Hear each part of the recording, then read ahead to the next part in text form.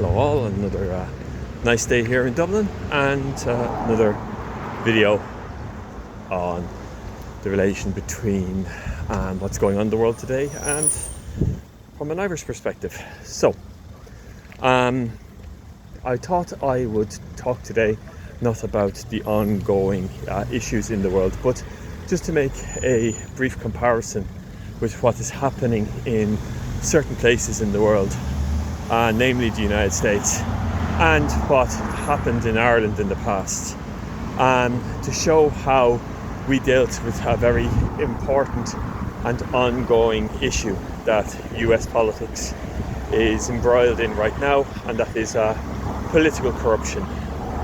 Specifically corruption to do with donations, secret and otherwise, and the use of public funds and other such financially motivated scandals that governments occasionally get embroiled in. Now, as we all know, if you've been keeping any sort of close watch on US politics these days, you can see that the current American administration seems to be embroiled in an awful lot of open and blatant financial corruption. The most recent one that has come to the fore has been this slush fund that the Trump administration has put into place to give compensation for those who they believe have been treated badly by their legal system.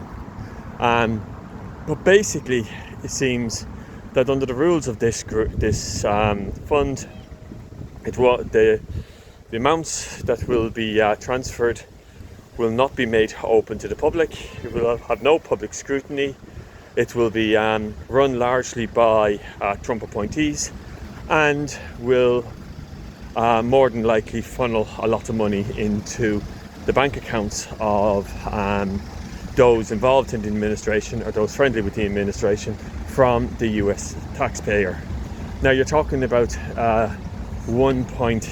almost 1.8 billion in dollars that is going to be in this fund.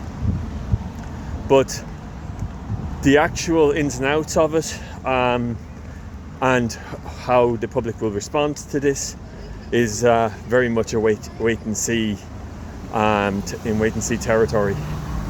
Right now I want to talk about when Ireland went through a somewhat similar situation under one of our former leaders, a man named Charles J. Haughey. Now, just a quick primer on the Irish political system. We use a first-past-the-post system to elect our politicians to our National Assembly, which is called An Dáil Éireann. This means that you very rarely have a single party government. It's almost non-existent here.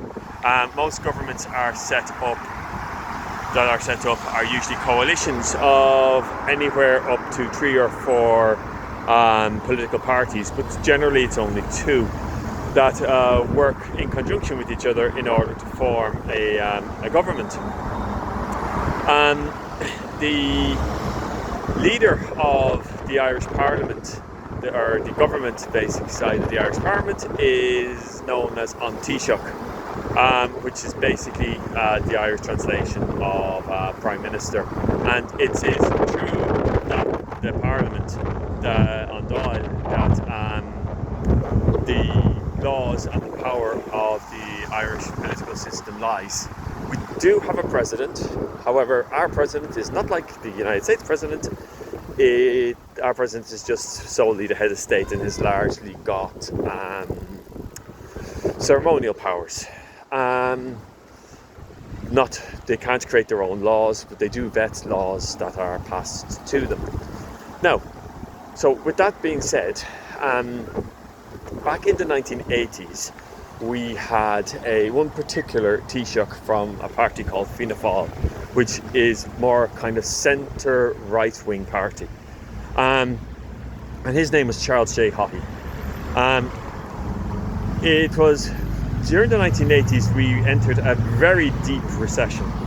much more difficult for the Irish economy than the 2008 to 2010 worldwide recession ever was. And at that time, people began to ask questions as to what exactly the government was doing in order to get us out of this terrible situation. Come the 1990s, investigative journalism was on the fore in Ireland, and they were starting to come across an awful lot of evidence to suggest that Mr. Haughey and his cronies were basically pocketing an awful lot of money from various sources quite illegally. The money that was involved came in the form of secret donations to acquire political pressure and political influence, particularly from various large businessmen here in Ireland. Then there was also cash for favours, which involved supplying a quicker route for those outside of our country to gain citizenship and Irish passports, particularly wealthy individuals from Saudi Arabia. There was hidden bank accounts in places like the Cayman Islands, and most egregious of all for most Irish people, there was the misappropriation of donations given by the public and others to an Irish politician of Charles J. Haughey's party for medical treatment. Most of this money ended up in the bank accounts of Mr. Haughey. Now, when come around to the 2000s, and a new government came into power and set up various tribunals to investigate into what exactly was going on. And it emerged in these tribunals that all told, Mr. Haughey himself had pocketed around £8 million, which would be about $21 to $22 million, or more or less the same amount in euro, over the course of this period. His reputation was completely destroyed. He was removed as leader of the Fianna Fáil party and lost his position as Taoiseach. He was ordered to pay back large amounts of this money, not the whole amount, but he paid back in the total about £6.5 million, which would be about 15 or 16 million euro today. And this, with all the legal battles and having to pay back this money, he lost control of a lot of his assets, including having to sell his large estate that was in the countryside of Ireland. He didn't serve any jail time, though there were charges placed against him for obstruction of justice and tax evasion. But he managed to avoid going before the courts because there was such an outcry against him amongst the Irish public that it was felt that he couldn't get a fair trial. At the end of the day, he basically was destroyed as a politician and has gone down in Irish history as one of our more corrupt political leaders. He is a controversial subject even still today, however, because a lot of Irish people accredit him with setting us on the course for the Celtic Tiger, which was an economic boom which took place in Ireland in the early 2000s, and putting in policies in place which still reap benefits for Ireland today. However, none can really contest the fact that the man was very, very corrupt. What happened in Ireland after that politically was that laws were passed to make this sort of corruption much more difficult. Powers were strengthened. Legislation was passed to make sure that donations were public were made aware by the public. There was an organisation set up to investigate into any sort of political corruption, particularly the style that Haughey was involved in, and powers were given over to both this group and the Revenue Service to pursue anybody who would gain excessive financial benefit illegally by selling political favours. As well as that, lobbyist groups were tightened up, and register was made where anybody who is lobbying on behalf of any sort of organisation or any individual had to register and say who they were representing and why. Now, did this remove corruption from Ireland? Of course not. We still suffer from various different corrupt practices here today, particularly in our medical system and our housing affairs. Also, criticism has come down the line with regards to the investigations by the various bodies who were given powers to do so, that these investigations are excessively slow and that very rarely result in anything other than a long-winded report to the government, and that's usually made public, that amounts to very little or nothing. But the key factor here is that amongst the Irish public, because all of these revelations came out against someone who was held in quite high regard in the 1980s, this caused a big backlash against political corruption here.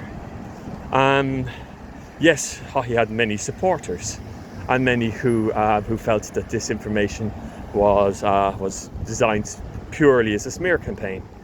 But as more and more revelations came out, and the more and more evidence was put forward, people turned more and more against him, particularly because we had suffered such a very hard recession and he seemed to be living like a king during it.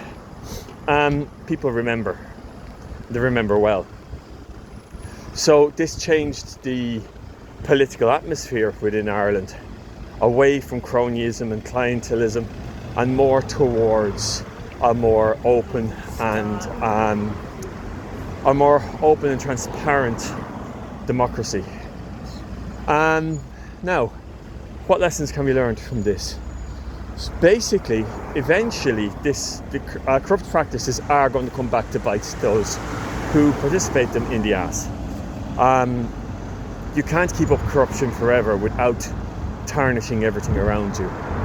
And whether this will happen to certain members of the current administration in the United States is open for debate. Of course, it's a very different political system and it's a very different economic system, but nevertheless, people are not going to take it lying down forever. The second thing is that this sort of corruption in Irish politics had been going on since the foundation of the state in 1922, with various different groups having undue influence on our politicians. But it took the people themselves to actually change the system, and very clearly indicating to all of us here that is where the power in the state actually lies, not with some politicians sitting in the Parliament building in the middle of Dublin, but with the people themselves who can vote and decide who their leaders are. Would any of this take place in the United States? Probably not in the short term. There are too many people invested from both sides of the Democrat and the Republican sides in corrupt practices in the US. So it's very unlikely that there will be such a big backlash. Also, the American political system is so polarized these days that it is next to impossible to show the corrupt practices of one or other politician without there being accusations of you trying to use it politically to support your own side. But anything can happen. If we can clean up politics to some degree in Ireland, then other countries can do it too. It just takes the political will of the people. So that's the Trump-style corrupt master of illicit politics here in Ireland, and what happened to him. We have to just see what happens in the future in the US, if it'll end up in going down the same road or turn into something very, very different. Have a nice day.